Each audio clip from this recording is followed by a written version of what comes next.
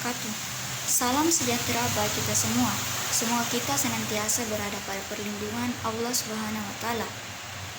Pertama-tama, perkenalkan, nama saya Rahma dari program studi Pendidikan Akuntansi kelas B Fakultas Ekonomi dan Bisnis Universitas Negeri Makassar. Pada kesempatan kali ini, saya akan melakukan wawancara kelayakan bisnis di salah satu pasar tradisional yang ada di Makassar mengenai studi kelayakan bisnis. Nah, sebelum kita melakukan wawancara kelayakan bisnis tersebut, alangkah lebih baik jika kita mengetahui terlebih dahulu apa sih itu studi kelayakan bisnis.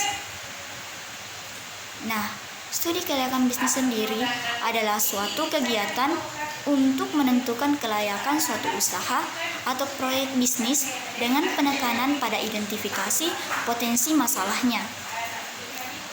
Adapun aspek studi kelayakan bisnis ada 5 yang disingkat dengan TELOS, yaitu teknis, ekonomi, hukum, operasional, dan penjadwalan.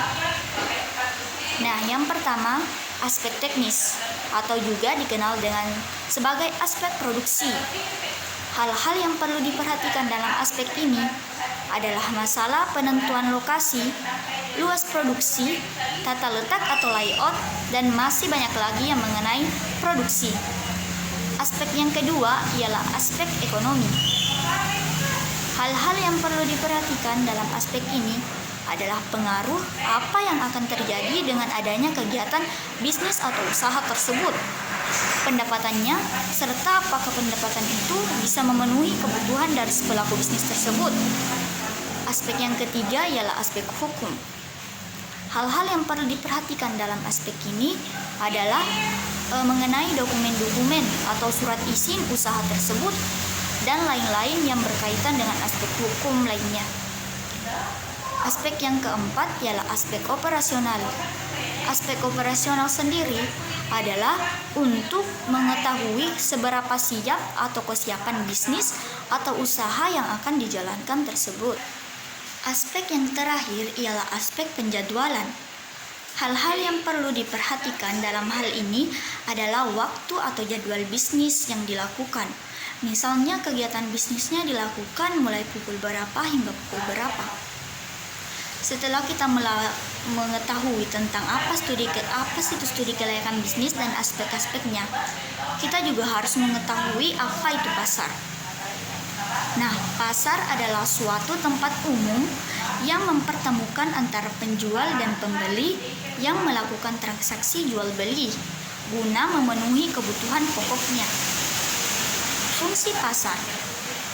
Secara umum, pasar mempunyai 3 fungsi utama, yaitu sebagai sarana distribusi, pembentukan harga, dan sebagai tempat promosi, di mana di pasar tersebut penjual menawarkan barang atau jasa kepada pembeli untuk memenuhi kebutuhan pokoknya.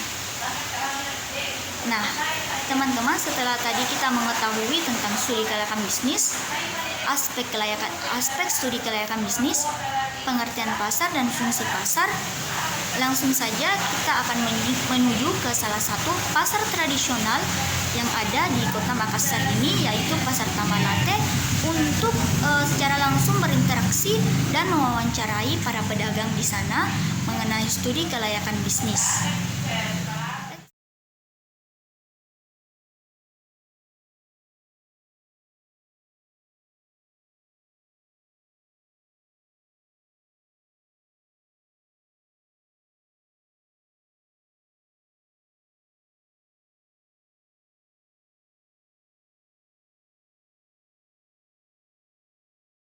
Warahmatullahi wabarakatuh. Perkenalkan, nama saya Rahma dari program studi Pendidikan Akuntansi kelas B dengan NIM 21090250019.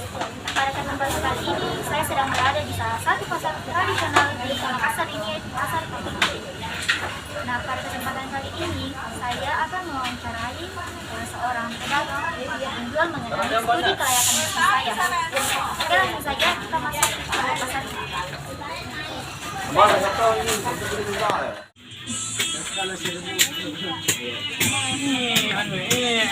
Pertama, perkenalkan, nama saya Rahma dari program Polda Sekolah dan Bisnis Universitas Makassar. Nah, pada kesempatan kali ini saya mendapatkan sebuah tugas untuk mewawancarai seorang narasumber mengenai studi kelayakan bisnis. Nah, apakah kakak bersedia menjadi narasumber saya pada hari ini? Jadi di sini saya akan memberikan beberapa pertanyaan Kak tentang kelayakan bisnis. Seperti pertanyaan pertama, sudah berapa lama sih kira-kira kakak berjualan kayak sayuran begini? 18 tahun. Oh, sudah cukup lumayan ya, lumayan lama. Nah, pertanyaan kedua, kenapa sih lebih memilih berdagang kayak sayur begini? Karena mana dek? Dari dulu nih. Oh, jadi kayak ada memang latar belakangnya tinggal dikembangkan. Selanjutnya, berapa modalnya yang awalnya? Udahlah. Dana satu warung 20 juta. 20 lah. Main-main aja. Nah, biasanya keuntungannya itu berapa Kak? Per hari kan? Minggu kita. per minggu. Ya berapa sih kira-kira? Enggak tergantung. Tergantung. Kadang rugi, kadang Banyak sedikit. iya. Tergantung. Nah, dari pendapatan yang didapat itu kira-kira memenuhi atau cukup nggak sih untuk kehidupan sehari-hari? Jadi Memenuhi. Jadi Iya. cukup menguntungkan begitu ya. Iya. Nah, kenapa sih kayak lebih memilih berjualan di sini daripada di tempat lain? Ya. Maksudnya ya kenapa lebih memilih berjualan di sini? Daripada di tempat lain, Iya. tadi karena lebih banyak keuntungannya di sini. Iya. itu kan di sini. Kalau kayak bagaimana masalah perizinan tempatnya? Jalan-jalan banyak goyang. Tidak ada. Nggak ada jadi.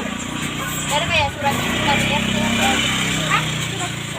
Nah, biasanya tuh ada jam berapa sih mulai menjual dan sampai jam berapa? Dari jam 6 pagi Mahal. sampai malam. Setiap hari Kak, biasa. Apa suka dukanya saat berjualan? Pasti ada suka dukanya Kak. Suka dan dukanya kayak bahagia dan kesusahannya. Bahagia lah. Bahagia betul loh. Bagialah Iya. Oke, pertanyaan terakhir Kak. Bagaimana harapan untuk kedepannya tentang usaha Kak? Semoga kedepannya masih lancar. Ya, Kak. Terima kasih atas waktu dan kesempatannya Kak. Iya. Oke. Belum sih perkenalkan diri tadi Kak. Nama tak? Asli. Iya, kasih Kak. Iya. Dalam padanya. Assalamualaikum warahmatullahi wabarakatuh. Kasih Kak. Oke, itulah tadi kegiatan wawancara saya mengenai studi kelayakan bisnis di salah satu pasar tradisional yang ada di Kota Makassar, yaitu Pasar Tamalate. Di sana saya mewawancarai seorang pedagang sayur yang bernama Kak Asril. Nah, Kak Asril sendiri sudah 18 tahun lamanya berdagang sayur di Pasar Tamalate. Saat saya tanya mengapa lebih memilih berdagang sayur ketimbang berdagang yang lain, ia menjawab karena memang sudah latar belakang pedagang sayur dari orang tua. Jadi dia tinggal mengembangkan usaha orang tuanya tersebut. Nah, modal awalnya sendiri itu katanya 20 juta. Keuntungan perharinya tidak menentu karena menurutnya keuntungannya berdasarkan banyaknya pembeli yang datang pada hari itu. Namun keuntungan atau pendapatan tersebut memenuhi kebutuhan sehari-hari dari Kak Asril. Nah, biasanya Kak Asril sendiri berdagang mulai pukul 6 pagi hingga malam. Dilakukannya setiap hari. Mengenai surat perizinan atau aspek hukumnya itu menurutnya tidak ada surat izinnya dari RT maupun RW. Adalah pun harapan saya untuk Kak Asril dan para pedagang lainnya khususnya di Pasar Tamalate ialah semoga usahanya lebih maju dan berkembang lagi, dagangannya semuanya laris manis, sehingga dapat pembeli pun semakin banyak sehingga dapat mendapatkan omset atau keuntungan yang lebih besar lagi sehingga dapat memenuhi kebutuhan sehari-harinya. Semoga video saya hari ini mengenai wawancara kelayakan bisnis dapat bermanfaat dan dapat menjadi bahan pembelajaran untuk kedepannya. Adapun kurang dan lebihnya mohon dimaafkan. Wassalamualaikum warahmatullahi wabarakatuh.